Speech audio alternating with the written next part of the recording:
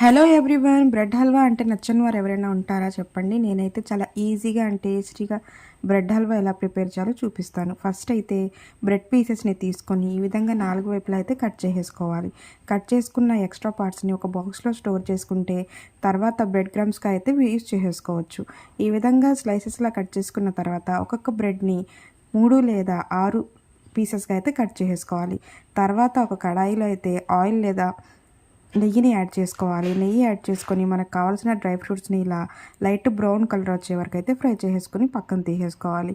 Same అదే కడాయిలో కొంచెం ఆయిల్ డీప్ ఫ్రైకి యాడ్ చేసేసుకొని కట్ చేసి పెట్టుకున్న బ్రెడ్ పీసెస్ని ఈ విధంగా అయితే యాడ్ చేసుకోవాలి.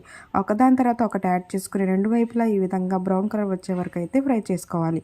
తర్వాత ఒక ప్లేట్లో తీసుకొని ఇంకా అదే ప్యాన్లో ఒక 2 గ్లాసులు లేదా 3 గ్లాసుల వాటర్ని యాడ్ చేసుకొని మనకి టేస్ట్కి సరిపడా షుగర్ని అయితే యాడ్ చేసుకోవాలి. నేనైతే 2 గ్లాసుల వాటర్కి 1 కప్పు షుగర్ దాకా అయితే యాడ్ చేసుకున్నా. అందులోనే మనం ఫ్రై చేసుకున్న బ్రెడ్ పీసెస్ని యాడ్ చేసుకొని అవి కొంచెం మెత్తపడిన తర్వాత 1 కప్పు పాలని, గోరువెచ్చని పాలని యాడ్ చేసుకోవాలి.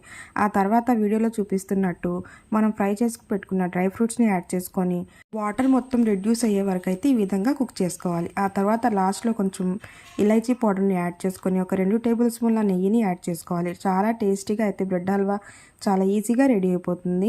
మీరు కూడా ట్రై చేసి రెసిపీ ఎలా ఉందో నాకు కామెంట్ చేయండి. ఛానల్ని సబ్స్క్రైబ్ చేసుకోండి.